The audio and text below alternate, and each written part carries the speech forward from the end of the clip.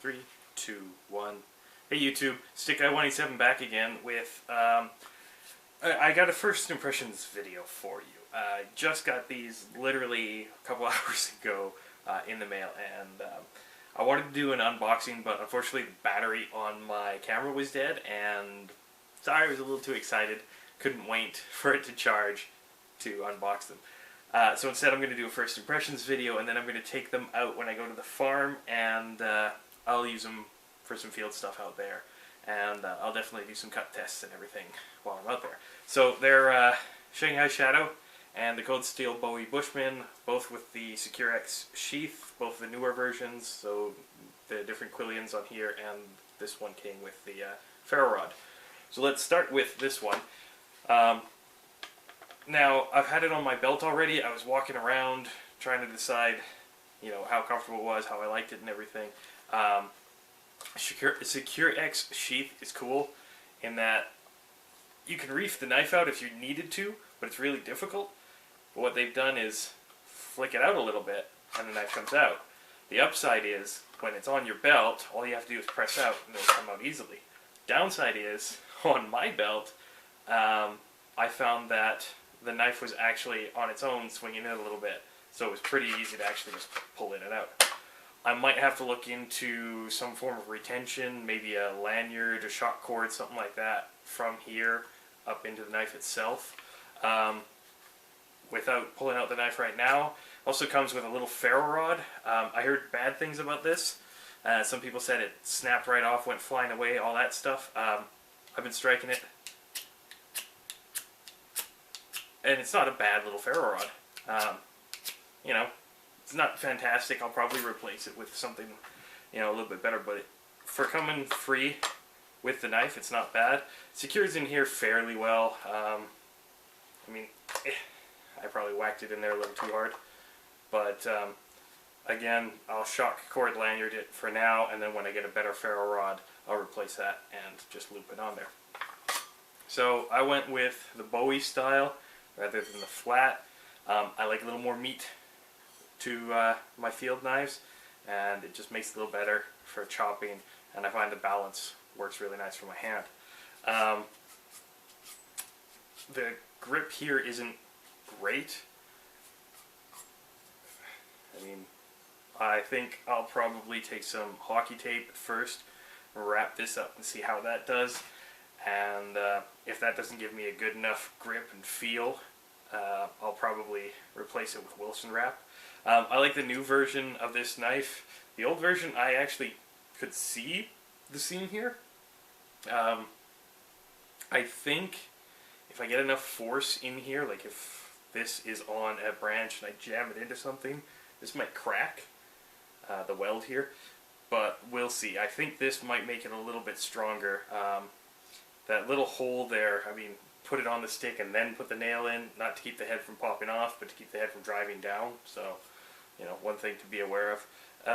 Let's see the sharpness. I did a couple of cut tests on paper when I first got it out, but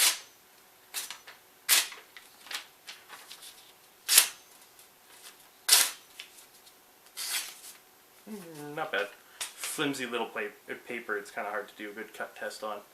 The edge is kind of nice. It comes oiled in the sheath, and it comes with a sticker that says this steel is high carbon steel, it is prone to rust, da da da da da da da. Always keep your blade oiled and store outside the sheath. So one of those little things. I'm actually pretty happy with it. It has a little cutout here. I might actually put it on the wall right by my entranceway, just hang it up there. Yeah, I think I'm going to be pretty happy with this. I'll take it out to the farm and use it out there and see how it does.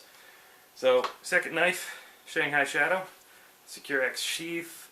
I like the fact that I can reposition this or take it completely off however I want. You just unscrew here and then reposition it, attach it back on. I had it on my belt just like that one to see how it went. I noticed when that snap closure, when it was open and I was pulling it out, the SecureX sheath holds it really well. You either have to squeeze it or give it a good reef. Giving it a good reef with this lifts it up. So I think when I'm wearing it out and about, I'll probably have to do a leg tie. But yeah. The size of the blade surprised the crap out of me when I got it. It's bigger than I anticipated, even though most people said it was monstrous. I didn't think it was like this. Just noticed a small... Oh, no, that's from a chop I did earlier. The black stuff, you can see I've already done a couple of chops actually on the stand I'm using for the camera. And it left some marks. I think that's always going to happen with the anti-rust coating. But yeah, fits fairly well in the hand. Again, even though these polypropylene, whatever they are, handles are comfortable, I find they don't give me enough grip, so I might hockey tape this one too. The ring is big, and the knife is big. But the inside of this actually, I don't know if you can see it, but it's got some burrs on there that I'm going to have to take down with a Dremel, which is going to screw up this black coating. My other option is maybe put a coat of plastic or something like that on the inside. It'll reduce the friction. See what I can do with that. Because if I screw up the black coating here, I'll either have to retouch it up, or maybe I'll strip the whole thing and do like a stonewash steel or something like that. Do that, you'll avoid the warranty, but still. Cut test. Little piece of paper, come here. Nothing goes right when you're filming. Just like that. Just like that. There we go.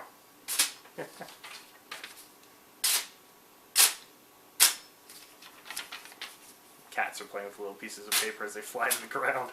Yeah, really sharp, right out of the box. I'm not going to say it's, shaving hair sharp. Cat's playing over there with a piece of paper. But, fairly nice. The point is pretty good. Notice it's a little round, but it's not bad.